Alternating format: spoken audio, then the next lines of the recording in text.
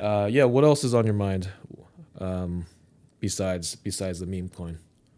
Well, I think one of the things I want to talk about is a lot of people recently have been asking me about real estate and the career of real estate. They are kind of bright-eyed about it. They watch TV shows like Selling Sunset, see these beautiful, glamorous people showing homes and making, selling $3 to $5, $10 million homes and making hundreds of thousands of dollars in a blink of an eye. In a And blink of an eye. Wow. How does that work? well, that's where, we're here to, us being, we've been one of the top agents, nationally just based off volume for a while now. And we've been very consistent, even through all of this, this difficulty in the market, how transactions went down. Like we're down to like 20 or I don't know, like 30% or at least more than half of the normal amount of transactions. So a lot of agents are struggling. I think it's appropriate for us to talk about how, we were able to survive. We were also able to give feedback on what does this career actually look like? Because I just want to show all of my friends and family, like, okay, if you want to get into real estate, this is what it actually takes. And this is what it actually looks like, rather than people just having these ridiculous false notions about the career of real estate. Yeah.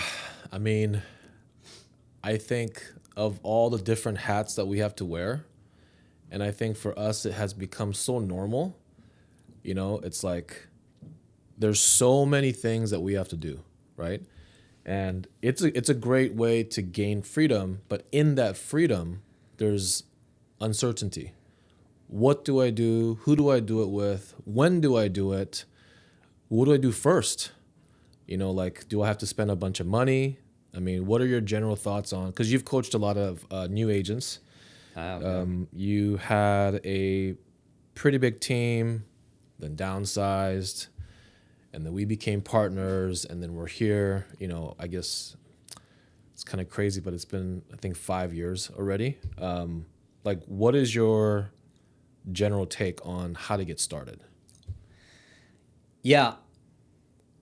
Before we get to how do we get started, I would say, is it even worth going into the business? I think that's what a lot of people need to realize, that it's better for you not to get into the business, because I've just seen a lot of people get into it, get into a bunch of debt, run their credit cards up and just completely fail, and then get back into the normal W-2 job. And so that's one thing I really want to emphasize, is that, okay, for the most part, most people should not get into the real estate business. But if you do, this is what it takes. But real quick, let's talk about how many people actually succeed in this business. And I don't know if you've ever heard of these stats, but I'm sure I have. I did a little research. Please share. This is from the National Association of Realtors. So this is not just some wacky statistic that came out. No, this is from the main source here. And failure is defined. This is the way they define it. Failure is defined as those who get a real estate license and then leave the industry within the first 5 years, right? According to them, 75% of real estate agents will fail within the first year. And then 87% will fail within the first 5 years. I've also heard it like this. I've heard of within 6 months after you get your license, 50% of the people are out of the business. After the next 6 months, another 50% of them are out of the business. After a year, more, I don't know what the statistic is after that, I haven't heard of it, but more of them are out of the business. And then only out of the people who are remaining after 2 years, only a very few of them are actually making money in this business. So those are the actual stats. I feel that, because I was almost one of them. I mean, my first year, I could have made more money working at McDonald's, right? Right. And I think it's really, really important to meet the right people, and it still takes so much work. I remember the first year, the second year, I mean, I thought about quitting so many times. Yeah. Because the support that I had just wasn't, you need so many things to come together. And what's interesting about the statistic that you shared is, so we are business owners, right? Like, yes, we're under a brokerage. Our brokerage is real, right? It's a virtual brokerage, but we are our own umbrella. Like, we pay our own. If we get a check, you got to put it into taxes and savings and, IRAs and whatever else healthcare, and then you have to incorporate. How do you incorporate? What's the structure? What is the tax implication? I mean, we could go all day, right?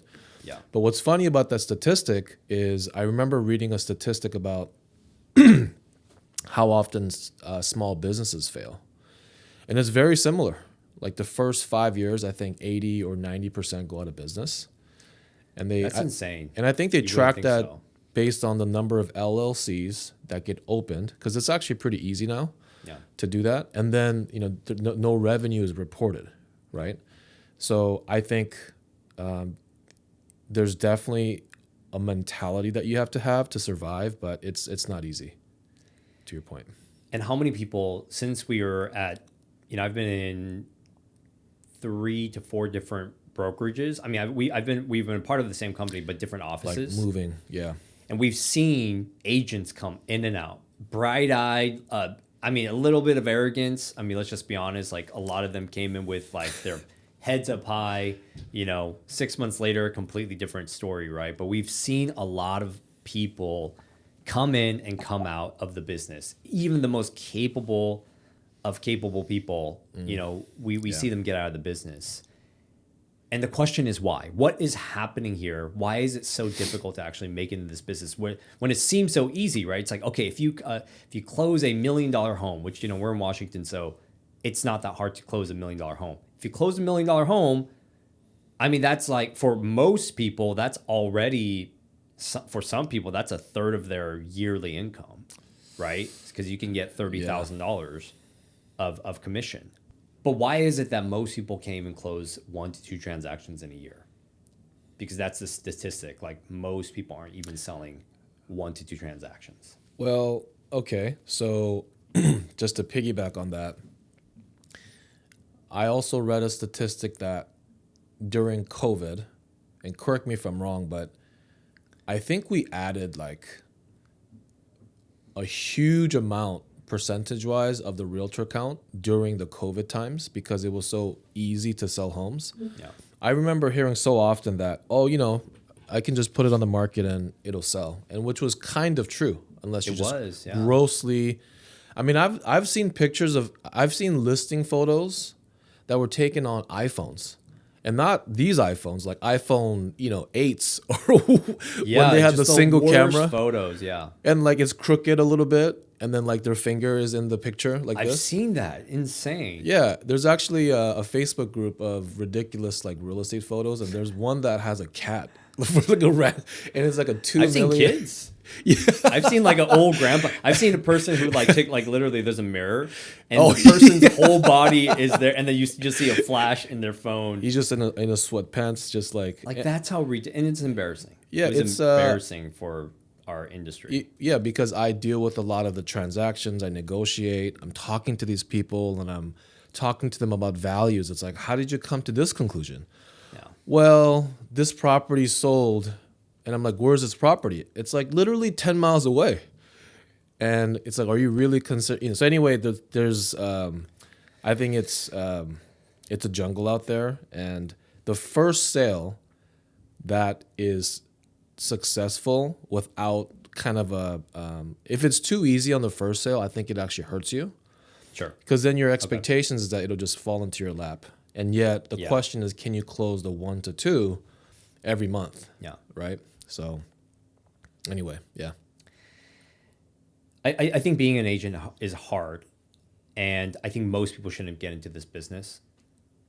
But if you do get into the business, you have to sell, is really what it comes out to. And you're glorified, in the beginning, you're a glorified, I've heard this before, you're a glorified telemarketer, really. And you have to get rejected that often in order to be able to actually make it into this business. Yeah.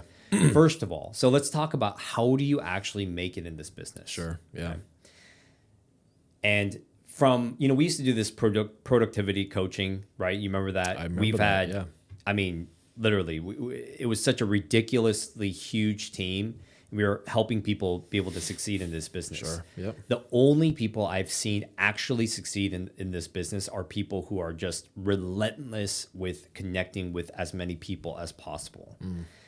Listen, forget trying to figure out contracts. Forget going to all these classes about, what do you do? How do you research homes online? Listen, technology will take care of all of that, right? In the beginning, you have to leverage your contacts and you have to talk to people and you have to get rejected, 5, 10 times more than you're used to. And that's really how to make it in this business. First of all, I don't suggest you quit your day job. Unless you are someone who has 6 to 12, I would say 12 months of expenses. So if you're not budgeting, you don't know what your expenses are, you shouldn't even do this. But you should have at least 12 months of, what is your budgeted expense, or you need to continue with your day job and do this as a side until this can replace your day job. And I say that because what I've seen a lot in this business is people have lost capital to continue. First of all, real estate isn't free. You have to pay for key boxes. You got to pay for, the gas to get places. You have to pay for the NAR dues, which is ridiculous. It's like $700 now every single year, which I know doesn't seem like a lot of money, but it is, and there's various other expenses when it comes to being a realtor. And so I would say keep your day job and hustle on the side in order to survive for that next step. The second thing is you need to stop going to all of these various classes that make you feel good and that make you feel like you're being productive. These are the things I tell my friends, the people who want to get into this business. People, and it's just they feel good because they're busy. But the one thing in real estate that makes you successful is lead generation. And that's it. You have to lead generate. People used to, I used to be in most of the brokerages I went to, they used to call me the RBF guy, or like they used to think I'm like really cold. Have you heard that at the office? No, I've never heard that. I think you're just so wonderful. Thank you. That's a lie. Well, it's because you're focused. I mean, you're getting things done. I mean, I was also a victim of that too. Going to classes and figuring things out, but you have nothing to work on because you have no deals. They're trying to find out about a contract when they don't. Yeah. They need to actually have a live contract and actually close deals because, again, it's that whole I feel great because I'm busy, but you're not actually doing anything, right? So the one thing is that people used to always see me pacing back and forth. I didn't talk to anybody, right? And people will call me cold. I mean, I get that for every office I go to. I get it. There's just no time. Especially with the family, and this is not even the only business that we have, right? There's other things. Yeah. And it's like, if I remember when I first got started, I was also a victim of that. I was also, I think with most brokerages, you're going to find that there's somebody there to help you if you get a client. Yeah. I haven't had a team, like you, but people have come to me for advice, and it's like I can talk to them about all these things and they haven't even studied for the test yet. It's like, if you can't pass the real estate test that you can study in a week and get it done, and you can retake every week until you pass. Yeah. I've had 50 people, like I've counted how many people have come and talked to me. And it's like, okay, you just got to take the test and then I'll take it from there. I have had 2 people out of the 50 actually take the test. Yeah. And one of them, moved to somewhere else. Another went to become something else, right? It's like the consistency that we have to have and the focus, I think, is very important to mention. I think the one thing about our brokerage that is interesting is that, just for people who don't know, our brokerage is Real Brokerage.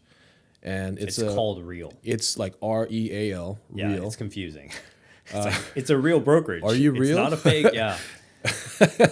And what's interesting is, so Sharan Srivatsa is our CEO, and he really runs it like a tech company, which I think we both were drawn to in the beginning, because we were shopping around for different brokerages, right? We checked out EXP, and we were at Keller Williams. And because that traditional brokerage model is basically going away due to a few reasons, what I really like about our brokerage is that you can take the trainings and classes as you grow and as you need them, and you don't get charged the fees that correlate. Like when you earn $1,000, you're not keeping all that, right? Can you walk people through, like, if you make $1,000 in real estate, how do you keep all of it? Like, what do you do, and how does that split off? Yeah, well, that's another thing. Like, people have to be like, if you're going to get into the business owning aspect, you have to know how to run a business, which you have to have a profit and loss. You have to be able to cut up your commissions, right? So when you, what not a lot of people realize is, like, when you get a commission, so let's just break this down, right? You get a $10,000 commission check. People think, oh, I made $10,000. No, you did not. Because first of all, if you close a $10,000 check, most brokerages will take 30% right off the top. And then after that, if you're a part of a team, which I actually is something I want to talk about, I do believe you should join a team, then they're going to take 50% of the 70% that's left. And then from there, you got to pay for, B&O tax, you got to pay for taxes, you got to save for taxes because, the tax man is going to get you at the end of the year. So there's a lot of different cuts there that people don't realize. So one of the books that helped me a lot is, I think it's called The E-Myth, right? The entrepreneurial myth. Yeah. And this is the exact example that I give to people, because I think people see real estate or think about real estate and they think $1 million houses, 3% commission, all that stuff, which is true before, you split things off. I say to people, if you open a bakery because you hated working at the bank or, whatever, right? Your passion was to become a baker, or something like that. Well, if you open up a bakery, you're not working 2 hours a day. Like, you're getting in there at 4 a.m., you're kneading the dough, you're prepping everything. You don't have any money to hire anybody, so you're going to clean. So now you're a cleaner. Now you're also a manager of the store. Now you're, dealing with leases, right? Because you're leasing a place, right? Supplies. So you've actually taken on all these multiple jobs to get out of the one job you wanted to leave, right? So I like your advice about not leaving your day job and having, kind of having your cake and eating it too, but realizing that if you open up a bakery, like, you'll be there 16 hours a day, 6 days a week. And I think in the beginning for real estate, you have to be prepared with that mentality. So I think that's something that I personally would recommend for people if they are thinking about becoming an entrepreneur, or starting a business, or, starting in real estate. Yeah. Let's break this down on Yeah. what it actually takes to become successful in real estate. So first of all, because you mentioned the test, please don't get too bogged down by testing. Just try to pass it as quickly as possible. I tell this to everybody. You're focusing way too much on the testing part. People are, like, really studying what you're learning on the test. For most, if not all real estate agents I've spoken with, do you actually use what you learned on the tests? And they all say no. You don't really learn anything in the test. Just try to pass it as quickly as possible, right? Once you pass the test, okay, now you have to get to work. Stop going to a bunch of classes, right? You can go to a couple classes, but don't go to a bunch of classes. The first thing you have to do is you have to create a list of people that you can immediately reach out to and ask them for business. Oh, let me take a step back first. I believe that everybody, when they're starting out in business, is they should join a team. And here's the reason why. I know a lot of people don't want to join a team because you're getting 50% taken out of your paycheck, and people are like, oh, I want to keep most of it. The problem with that is you're basically selling. This is in my opinion. You're basically selling a lie, right? You're selling someone on yourself, which, yeah, you could sell someone on your character, but You're selling someone on a product, which you're the product, that doesn't have any experience. And I don't think that's a good look. I joined a team when I first joined real estate. I didn't sell myself. I sold myself in the sense that, hey, I will make sure that I bring this through. But the truth is, I don't really know what I'm doing. I used my team leader. At the time, it was like one of the biggest teams in the Northwest. Like, it was a massive team, and they were doing very well. I joined that team, and I leveraged them and their experience, and I sold them on, working with us. And that's how I was able to get over a dozen transactions in my first year. Because I truly believed, like, I really did believe in my team leader. He was great. I still think he's great. But that's what I would do. I would find anybody who's willing to hire you. First of all, all brokerages will try to hire you. Like, there are some people who came up to me and was like, oh yeah, I'm trying to get hired with this brokerage. That's a lie. Every brokerage wants you to join their brokerage because it's zero cost for them, and it's just more gain because you have to pay brokerage fees. Literally zero for them. Yeah. Exactly. The first check that you make, they're gonna take the whatever percent. So, but some brokerages like Skyline take office dues, right? Sure. And so there's no loss for them. So it doesn't matter about the brokerage.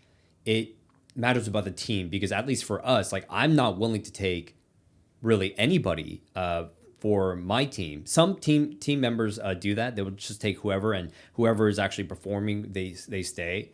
But I would try to find a team leader that has a proven track record of people being successful on their team, and who obviously closes a certain amount in volume, people who have a protocol on exactly how to become successful, and also a team leader who gives you real leads. The truth is, for my team, there's a reason why most of them made a lot of money. A lot of them made six figures, right?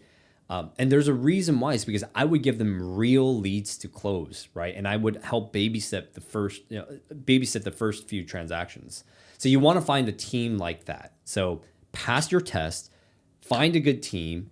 Then from there, you have to create a list of people that you know. This is what I did when I first started, and put them on an Excel spreadsheet or on a CRM, a customer relationship manager, right? And then you have to ask them for business. That was the hardest part, at least for me in the beginning, to ask people that I knew for help. It was embarrassing, but if you are not willing to do that, you shouldn't be in the business. You will not make it. Yeah, you could try to cold call and do all that, but unless you're relentless in your cold call and you're confident enough to get actual deals, and you're just a crazy salesman naturally, you're probably not going to succeed. That's what it comes down to. So create that list of people, and then you have to nurture them. You have to call them. You have to add value to them. You have to ask them for business. The other thing I would suggest is you also have to be a character that they can trust. What I mean by that is, if someone's going to refer you, they have to trust that you're going to take care of whoever they refer, right? Yes. If you're a person who, without integrity, you don't keep your promises, you're flaky, you're, on your Facebook, you just have like a bunch of like pictures of you like partying. Listen, at the end of the day, like, a lot of people probably won't refer you. I mean, maybe if you're persistent enough, but for the most part, they're not going to want to refer you because they don't trust you. One of the reasons why I was able to become successful in the beginning was I kind of already built that trust. I kind of had to grow up very quickly. Because of the character I already had, people immediately did trust me and want to help me. And that's why I was able to do well. So, sorry, any comments? Yeah. So another quick statistic is, we always learn that when you call somebody, like, the conversion or having them actually engage with you is not really going to happen until maybe even the 8th call. And this is maybe a cold call. It's probably not somebody you already know. But I think being able to fail quickly and often, I think that gives you, because if you make 100 calls, there's clearly, 20 or 30 conversations that are just going to go sideways. You'll get hung up on. They'll say, forget you, and replace the forget with a better word, right? Yeah, so on and so forth. And I do think it's just reps. It is reps. Yeah. and you got to make a bunch of them, and you got to be persistent enough to get past that pain and the discomfort. Yeah. And so I think that's really what it comes down to. Again, like I would really try to figure out if you want to get into this business. It's not an easy business, especially right now. And I know that may sound like being negative, and I'm like, first of all, it may sound like I'm trying to hog the business. That's ridiculous. There's so much business out there. Yeah. Right? Yeah. I don't believe in that either. There's always somebody to help. There's always somebody to help. There's something to add value to. Somebody always has a question about something related to real estate. And I think that, the one thing I've learned from my years of being in the business, and especially with you, is you have to be that person that simply just keeps promises and just allows people to trust that whatever you say is going to happen. Yeah. Because that's just not common anymore. And I think yes, especially here. It's a little sad, but that's just the way it is, Yeah. right? And if you keep your promises, maybe you won't get a sale right away, but at least they'll trust you. Yeah. And I've had people completely change their mind about selling, because life happens. Like, I want to move to Missouri now. Oh, I have a sister out there. Great. You do what's best for you, but then they give us a referral that needs to buy or sell in Washington State, right? Yeah.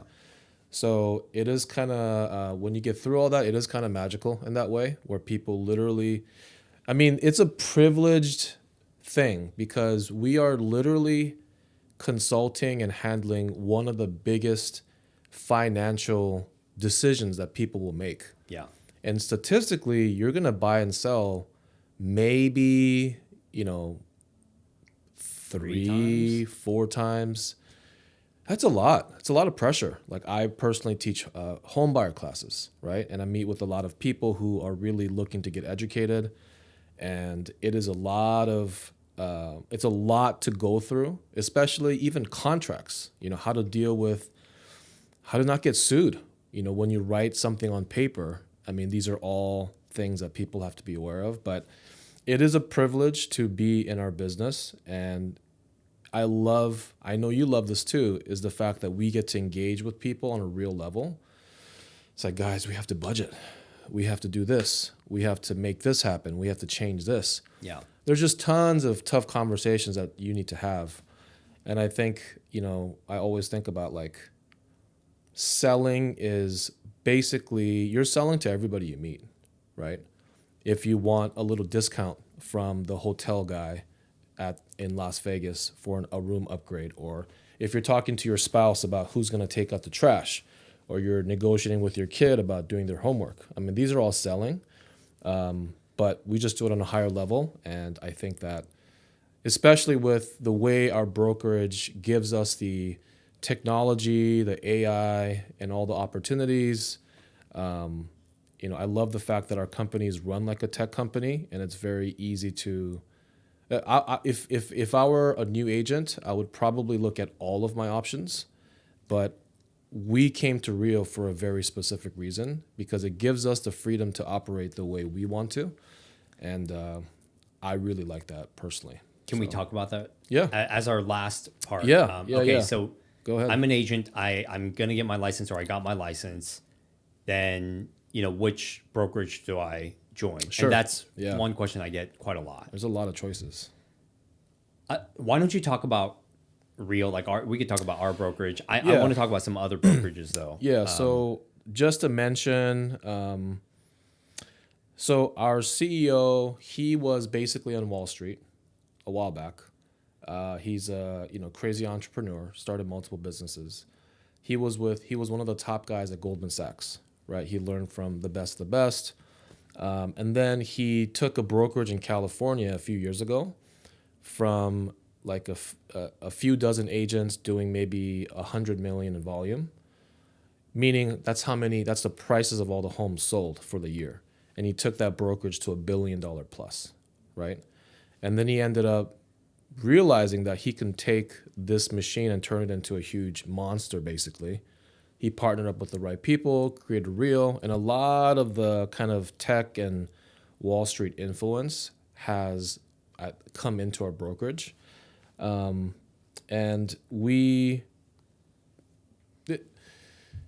It's basically, um, it's basically a la carte. Like you don't have to go to the meetings. You don't have to show up at a certain time and have the whole hoorah thing. Man, maybe that's what you need in the beginning, right? Yeah, some people do. Yeah. I mean, it was good for me, but at a certain point, at really where we're at, we want the independence and freedom, and it's the trainings are there, the marketing material is all there. If you want to take it, great. If not, you don't have to. So that's really our brokerage in a nutshell. Yeah. We had a season where, and we had a much bigger team back in the day where we were trying to figure out which brokerage to go to. Yeah. Right. And so let me just talk about the various brokerages as I have extensively researched this. And then also I have asked other people who are in other brokerages about some of their brokerages and their models. Right. So we came from Keller Williams. So Keller Williams is, I believe it's the #1 brokerage in America right now. There's a ton of them. At one point, I think we hit 100,000, and that was like a huge marker. I think Real just hit. Oh yeah, we just hit 25,000 agents, and that's more than all the so nationwide, 25K nationwide, and in Washington we have around that same number of realtors statewide. Yeah. So it's growing pretty quickly.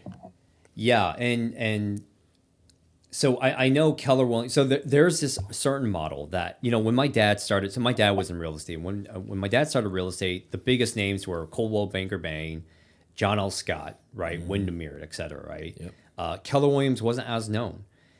This is my opinion. I feel like there's an old school model, and those are all the old school models, right? They do take a massive cut from your commission. They take 25 to 30% until you hit a certain cap, which is anywhere between with royalties, 21 to 25,000, to some people 30,000. Yeah. Right. Yeah. And to be honest, like if you make a $10,000 check, it actually does hurt, especially in the beginning when you're trying to get started. They take a massive amount from your check.